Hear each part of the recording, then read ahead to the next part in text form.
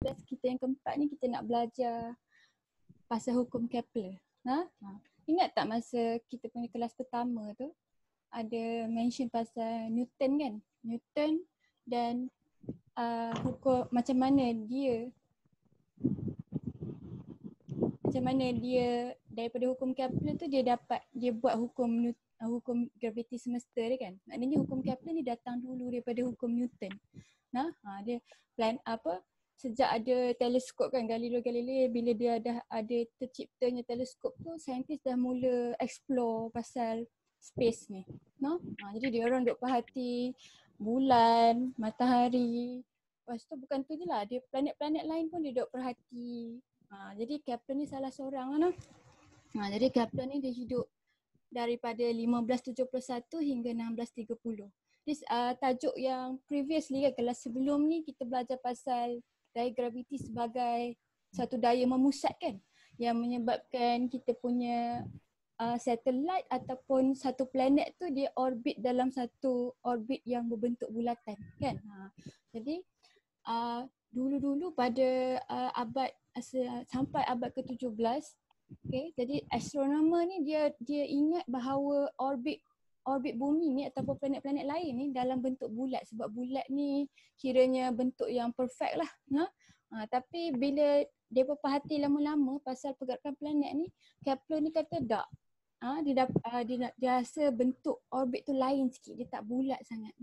Jadi mari kita belajar apa dia yang Kepler sebut. Okay, jadi kamu tengok gambar kat bawah ni, ni gambar matahari, tapi dia dah bagi matahari tu tak menyala kot. Jadi rupa dia macam bulan kan. Dia rajah di bawah menunjukkan gambar matahari yang diambil pada masa yang berlainan.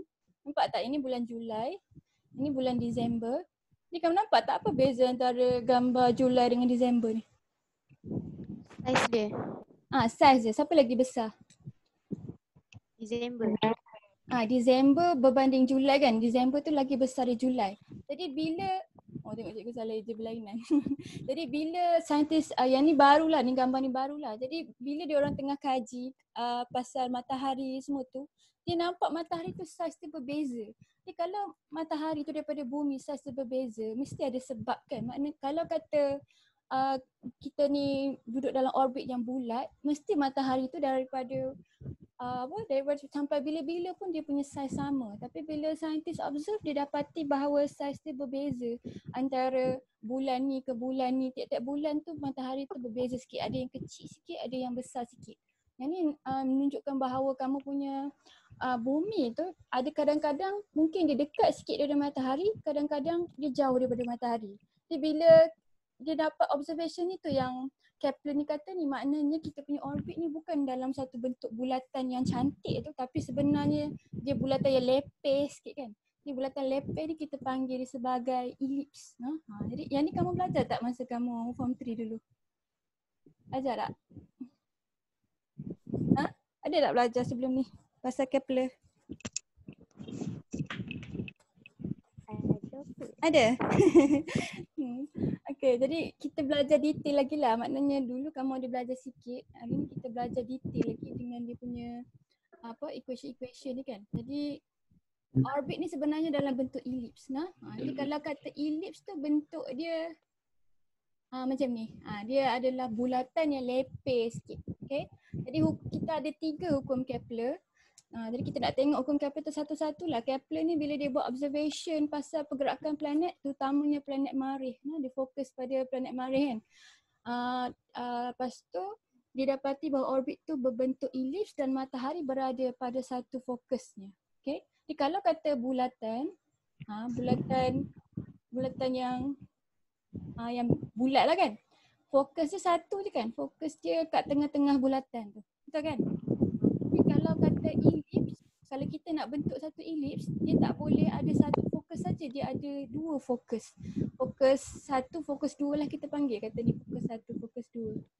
Jadi yang ni bentuk orbit kita, tapi taklah drastik macam ni. Yang ni dia nak bagi nampak elips tu jelas kan. Jadi dia kalau kata elips ni dia ada paksi major dengan paksi minor. Dan paksi minor dia pendek daripada paksi major dia. Yang tu yang membuatkan dia jadi satu elips. Jadi kalau secara matematik, Ellipse ni takrif dia adalah lokus satu titik. Jadi lokus tu adalah titik yang bergerak kan. Dia kata yang ni planet tu. Jadi bila dia bergerak, dia dapat satu lokus kan. Lokus satu titik.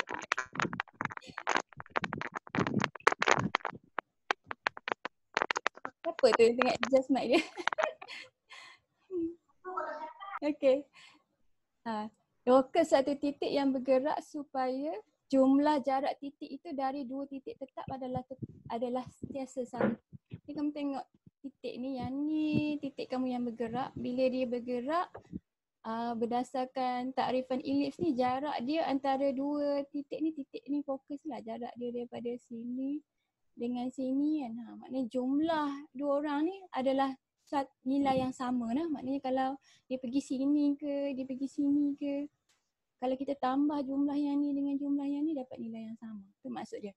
Jadi bila dia patuh benda ni, maknanya dia satu elips. Di elips ni satu bentuk yang ada dua fokus dengan panjang, dia ada dua paksi major, panjang daripada paksi minor. Alright. Jadi sebelum kita kaji lebih dalam pasal hukum Kepler pertama ni, kita nak belajar lukis elips lah. Sebelum ni ada tak lukis elips? Kalau kata kamu belajar dalam form 3 tu ada tak? Ada tak? Lukis freehand je lah, betul? Lukis freehand je kan? Jadi kalau kata nak lukis elips ni, kita boleh lukis dia.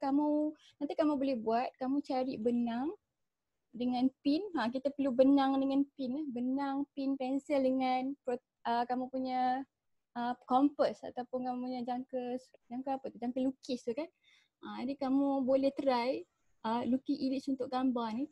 Jadi lengkapkan elips di atas dengan mengikut arahan di bawah. Jadi kamu lukis je paksi major dengan minor. Kamu sendiri, tak payah ikut betul-betul cikgu punya ni pun tak apa. Lepas tu kita buat ikut arahan yang ditunjuk kat bawah ni lah. Okay. Jadi kamu ambil kamu punya kompas. Yang ni kadang-kadang kita panggil dia kompas kan. Jadi kamu ambil kompas kamu, lepas tu kamu ukur. Maknanya kamu buka dia supaya lebar dia sama dengan separuh daripada paksi major kamu ni. Lepas tu kamu letak dia kat titik atas paksi minor kamu ni dan kamu markkan dua tempat. Daripada situ kamu markkan dua tempat pada paksi major ni kan. Jadi ni adalah kamu punya fokus 1 dengan fokus 2. Jadi bila kamu dah mark tempat tu, kamu ambil kamu punya tali, kamu ukurkan dia. Kamu ukur dia daripada hujung paksi major ni. Maknanya tali tu sama panjang dengan paksi major kamu. Lepas tu kamu pinkan dia, kamu dah ukur tu kamu pinkan dia kat kamu punya fokus tu. Fokus 1 dengan fokus 2. Jadi bila kamu dah pin kat sini, kamu tarik pensel kamu supaya kamu punya tali ni tegang. Lepas tu kamu ikut kamu punya tali tu, kamu rotatekan sampai kamu lengkapkan kamu punya elips. Jadi kalau kamu buat macam ni, elips kamu dia akan betul-betul cross kat lukisan paksi major dengan minor yang kamu buat tu. Ini cara dia kalau kamu nak lukis elips. Ini aktiviti sebenarnya. Kalau dalam kelas tu kita akan try buat lah ni. Sebab kita tak ada dalam kelas, cikgu tunjuk kamu macam nak buat. Kalau kata kamu nak buat, kamu boleh buat lah. Dia guna pin apa cikgu? Apa-apa je. Macam kata kamu lapikkan atas softboard ke apa, kamu boleh cucuk pin kan. Kalau tak ada pin, kamu boleh, kamu nak ganti dengan apa? Kamu pegang dengan jari kamu pun boleh. Kalau kamu pegang dia tak gerak.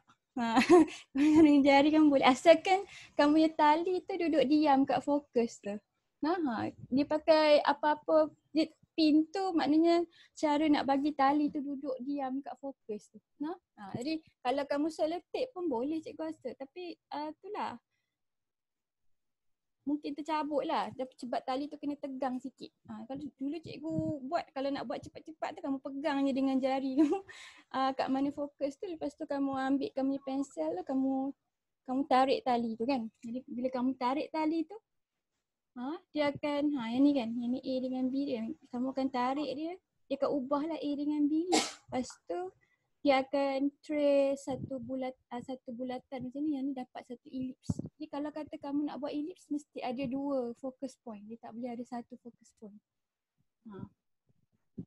Dia kena, cikgu rasa kena lapik dengan softboard ke apa lah. Tapi kalau kata kamu ada temui cara lain macam mana nak bagi tali tu duduk diam, kamu boleh guna je lah cara mana yang sesuai lah. Okay, jadi bila kita dah trace satu bulatan, daripada bulatan kita dapati yang ni benda pasal elips lah, fakta dia. Jumlah jarak A dan B adalah malar bagi sebarang kedudukan titik C. Maknanya kalau kita tambah dua orang ni, sebab tadi kan kita tambah dua orang ni dapat PQ kan, sebab kita ukur tali tu daripada PQ kan. Jadi A campur B adalah sama dengan paksi meja dia. Yang ni fakta pasal elips. Okay. Jadi kalau kata dua-dua titik ni lagi dekat, kamu rasa macam mana rupa bentuk elips kamu? Kalau fokus tu lagi dekat. Kata fokus tu closer. Macam mana kamu rasa rupa elips kamu? Makin lepek ke makin bulat? Makin bulat. Makin bulat. Betul? Jadi kalau makin bulat lah. Jadi kalau kata titik fokus kamu ni makin dekat, kamu punya elips ni akan makin bulat. Maknanya dia makin dekat dengan satu bentuk bulatan lah. Tapi kalau dia makin jauh, dia akan jadi makin lepeh. Boleh? Maknanya bentuk elips ni nampak lagi lebar. Jadi kalau kamu boleh try lah, kamu boleh try nilai F yang berbeza. Okay, jadi kalau tadi dikata kat hukum Kepler tu matahari duduk kat salah satu fokus tu kan. Jadi dia ada dua fokus pada elips ni, jadi matahari akan duduk salah satu. Jadi yang ni diagram untuk orbit planet. Okay, jadi yang ni matahari kamu. Jadi dia duduk kat salah satu fokus. Maknanya dia tak duduk kat center. Dia duduk sengit sikit. Jadi dia sengit sikit, jadi dia punya jarak tu antara orbit tu kadang-kadang dia dekat sikit, kadang-kadang dia jauh. Kalau kata planet tu duduk sini, yang ni yang kamu dapat observation yang matahari tu kecil sikit. Tapi kalau duduk sini matahari tu besar sikit. Jadi jarak antara matahari tu dengan radius yang pendek ni kita panggil jarak tu aphelion, dia nama dia. Kalau dalam bahasa Melayu pun cikgu tengok buku teks kamu dia eja macam ni juga. Dia ambil perkataan English tu. Yang ni aphelion. Jadi kita labelkan sebagai RA, kita boleh label RA. Lepas tu yang jauh ni kita panggil dia perihelion. Perihelion, jarak daripada matahari ni kepada planet kamu yang R dia lagi jauh. Jadi kadang-kadang kamu punya planet tu duduk kat aphelion, kadang-kadang kat perihelion. Dia jarak dia berbeza sebab dia elips. Okay, kalau bumi kita dia kata kat sini cikgu tak dalam, cikgu ambil dalam bahasa Inggeris ya. The earth is about 5 million kilometers closer to the sun at the perihelion. Maknanya dia punya jarak tu 5 juta kilometer lagi dekat bila dekat perihelion dari berbanding masa dekat dia punya aphelion ni. Maknanya dia dekat ada kalau bila kata dekat tu bumi kita 5 juta kilometer lagi dekat. Lepas tu dia kata kalau kat bumi ni perihelion ni berlaku pada 3 Januari. Lepas tu dia kata kat situ the earth is actually a few degrees warmer. Jadi dia kata kalau bila matahari tu dekat tu kita punya bumi tu panas sikit. Jadi sebab tu dia kata the reason for this is the southern hemisphere is mainly ocean. Jadi dia kata kat bahagian bumi kat situ ada banyak dia punya laut dia. Jadi laut ni dia serap haba banyak, jadi dia panas sikit. Jadi kalau faham ke cikgu cakap ni? Faham Sorry cikgu gagap pula ini. Jadi water retains heat much better than land and retains heat in the southern winter months. Dia bagi alasan kat sini. Tapi ada berbeza sikit lah suhu bila matahari tu dekat sikit banding dengan jauh. Walaupun kita kata bumi tu 5 juta kilometer lagi dekat, tapi rupa kita punya orbit tu sebenarnya hampir macam satu perfect circle. Jadi yang ni orbit matahari, bumi kita yang sebenar keliling matahari. Kamu nampak tak? Jadi walaupun yang ni pendek 5 juta kilometer daripada yang ni, tapi nampak macam bulatan yang cantik kan? Betul tak? Jadi mungkin kalau kita ukur ni, kita dapati bahawa bentuk ni lepes sikit. Jadi matahari tu tak betul-betul duduk kat center ni. Dia duduk sengit sikit sebab tu kita kata dia bentuk elips. Jadi kebanyakan planet pun sama, rupa dia hampir bulat sebab tu saintis dulu-dulu dia salah tafsir, dia ingat bulat. Kecuali ada beberapa planet yang jauh sikit fokus dia. Nanti kita tengok sikit Mana ya? Kepler's first law dia. Ni yang ni bumi. Okay, jadi yang ni dia punya orbit di keliling matahari. Jadi jarak dia antara fokus tu sikit sangat beza dia. Jadi dia punya orbit tu hampir bulat. Jadi kalau cikgu ubah ni, jadi kamu nampaklah bila dia sampai kat sini, dia jauh sikit. Jadi sebab tu kita punya temperature tu taklah ubah drastik sangat sebab dia punya jarak tu ubah sikit saja. Tapi cukuplah untuk bagi kesan kat kita no. Jadi yang ni bumi. Jadi kalau kita tukar, kita tengok planet lain. Ini Merkuri. Nampak Merkuri jauh sikit. Jadi maknanya bentuk dia lagi lepel ke dia punya orbit tu. Jadi ni Merkuri, Venus. Venus dekat dengan bumi. Orang kata Venus ni macam kembar bumi. Cuma sebab dia dekat sikit dengan matahari tu, dia tak ada hidupan. Alright, lepas tu Mare, yang ni yang saintis observe tu. Dia bila dia observe, dia tak boleh kata bulatan lah. Maknanya dia mesti ada dua fokus yang berbeza, bentuk dia mesti elips. Kalau Jupiter, Jupiter jauh sikit dia jauh. Saturn, nanti cikgu bagi kamu link ni ya. Ini Uranus, Neptune. Neptune pun dekat. Neptune hampir bulat. Jadi kebanyakan planet ni hampir bulat. Sebab tu kita boleh guna formula kita dalam kelas yang sebelum ni. Jadi formula tu memang boleh guna. Sebab kita anggap dia hampir bulat, kita anggap kita boleh guna dia bulat lah. Ni Pluto. Pluto bentuk dia oval lagi. Perihelion dengan aphelion dia. Perihelion dengan aphelion ni jarak daripada matahari ya.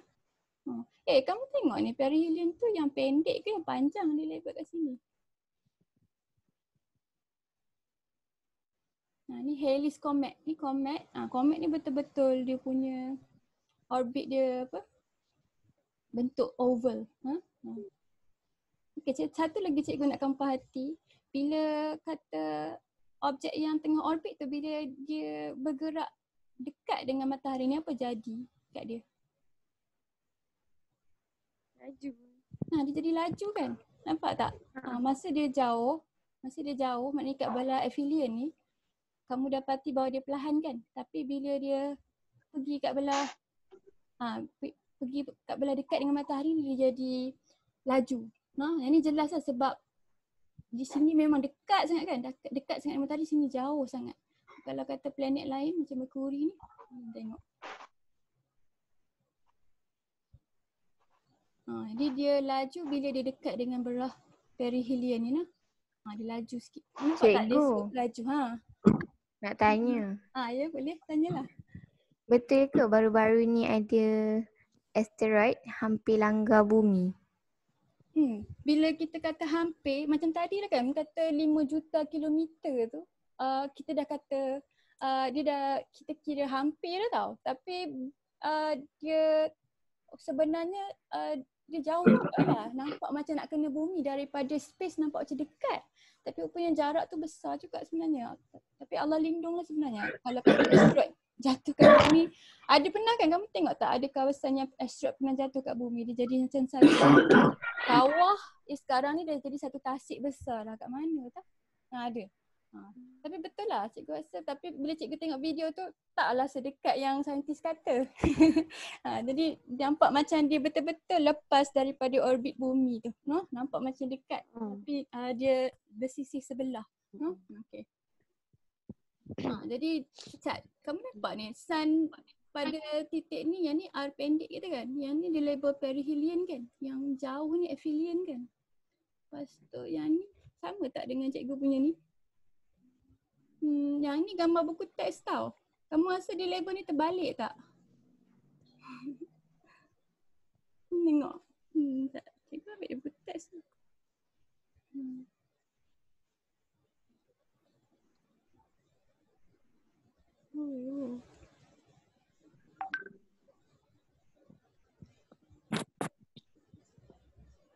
Mana?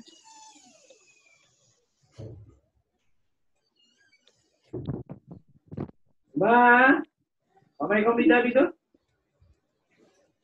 Mana? Salah laju dah. Buku teks ke cikgu ambil tempat lain ni? Mana?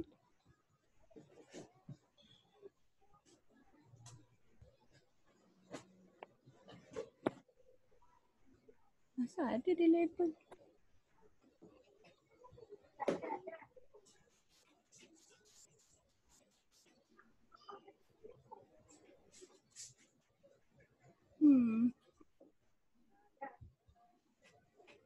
Tak jumpa pula. Habis kat mana? Dah, ada ni. Dah, habis nak ke mana?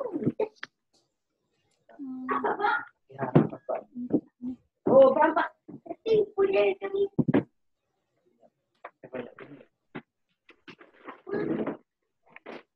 Ya, di sini kita ada beli-beli. Oh, okey. Oh, tengok dia. Ha, nampak tak? Tak. Kamu buat kalau dulu. Siapa adik dia tengah gaduh kat belakang tu? Saya mungkin kau tak dalam. Oh, kita pakai ya. Oh dah, sekejap dah. Okey.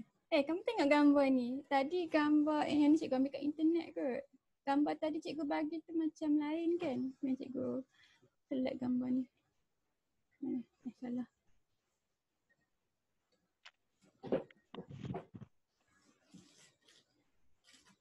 Cikgu, Ya.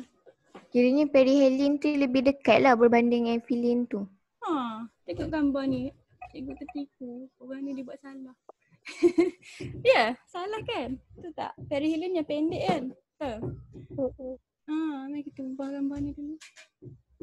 Sorry.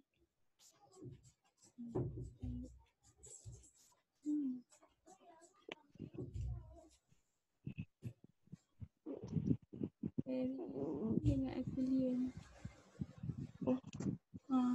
Ni gambar. Jadi padahal bila cikgu baca bawah ni macam terbalik. Okay. Jadi perihelion tu jarak yang lebih dekat dengan matahari. Aphelion tu jarak yang lebih jauh daripada matahari. Jadi yang tu kita betulkan. Nanti cikgu betulkan bawah tu lagi.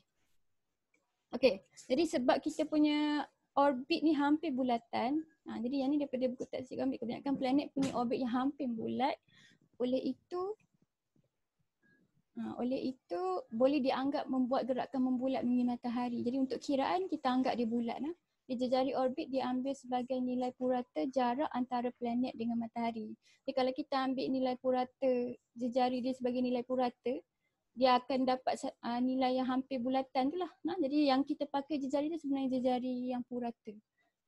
Jadi kita tak ada formula baru lah. Memang sekarang ni kita belajar yang bentuk di elips, tapi kita still pakai formula yang hari tu yang melibatkan bulatan. Jadi dia tak ada formula baru. Jadi kalau kata kamu belajar advance lagi, nanti masa kamu kata kamu kerja yang kaji astronomi, mungkin kamu ambil kira lah yang bentuk di elips tu. Okay, jadi yang tu hukum Kepler kamu yang pertama, itu senang kan? Jadi kamu Kepler kata bentuk orbit tu macam satu elips dan matahari tu duduk pada salah satu fokus dia. Okay. Jadi kita ada hukum Kepler kedua pula. Ini berkaitan dengan observation yang kamu nampak tadi kan. Bila dia dekat dengan matahari, dia laju sikit. Bila dia jauh daripada matahari, dia perlahan sikit. Jadi dikata kat sini hukum Kepler kedua, garis yang menyambungkan planet dengan matahari akan mencakupi luas yang sama dalam selang masa yang sama apabila planet bergerak dalam orbitnya. Ini maksudnya Kepler tu dia perhatikan, katakan matahari tu kedudukan dia pada pukul 1 kat mana kan. Lepas tu dia bagi satu tempoh masa, kata 5 jam kemudian ke, dia perhatikan semula matahari tu punya kedudukan. Lepas tu dia sambungkan dia dapat satu area macam ni. Jadi kalau dia buat tu, dia buat sekali lagi, kata dia buat pada masa yang lain pula kan. Jadi bila dia ambil masa yang sama juga, kata dia ambil 5 jam juga, dia dapati bahawa luas yang dicangkupi oleh A ni adalah sama dengan B. Walaupun bentuk dia jadi elips, bentuk dia macam elips ni kan. Tapi A dengan B ni adalah sama besar. Kalau kata T kita ni kita ambil sama. Jadi kalau kata bulatan, hari tu kita belajar pasal bulatan, kamu punya V ni seragam kan, betul? Sebab kalau kata bulatan, dia tak ada aphelion dengan perihelion tu kan. Jadi jarak antara kalau kata kita ambil tempoh masa, jarak sini ke sini samalah semua orang kan. Jadi V kita tu tak berubah, betul tak? Jadi V kita tak berubah. Tapi sebab sekarang ni kita punya orbit tu ellipse sikit kan, ellipse sikit. Jadi kalau kata dia nak dapat luas yang sama antara A dengan B ni, kat bahagian B ni dia kena bergerak lagi laju. Jadi dia akan bergerak slow sikit masa dia duduk jauh daripada matahari. Tapi bila dia nak mencakupi area yang sama, dia kena gerak laju sikit. Jadi kat sini planet kamu akan gerak laju, tapi kat atas ni planet tu akan gerak slow. Jadi T1 ni sama dengan T2 dan luas A dan B ni dapat luas yang sama lah. Yang tu observation Kepler tu. Jadi kalau kata luas dia sama, maknanya untuk dapat luas yang sama tu sebab yang ni radius dia pendek je kan. Jadi cikgu kena ubah yang ni perihelion. Okay, yang ni kamu punya aphelion. Aphelion yang jauh dia kan. Okay, jadi sebab yang ni R dia pendek lagi, maknanya dia kena pergi jauh lagi kat belah sini baru kita dapat luas yang sama besar kan. Jadi kat sini maknanya bila kata bentuk tu ellipse, dia punya halaju linear tu tak sama kat bahagian kamu punya orbit tu. Tapi kalau dia bulatan, V1 dengan V2 kamu sama. Yang tu yang benda, sebab tu cikgu bobo dua gambar ni. Jadi dia berbeza sikit. Ada kadang-kadang dia laju sikit, kadang-kadang dia slow sikit. Jadi kat sini siapa besar lagi, V2 ke V1?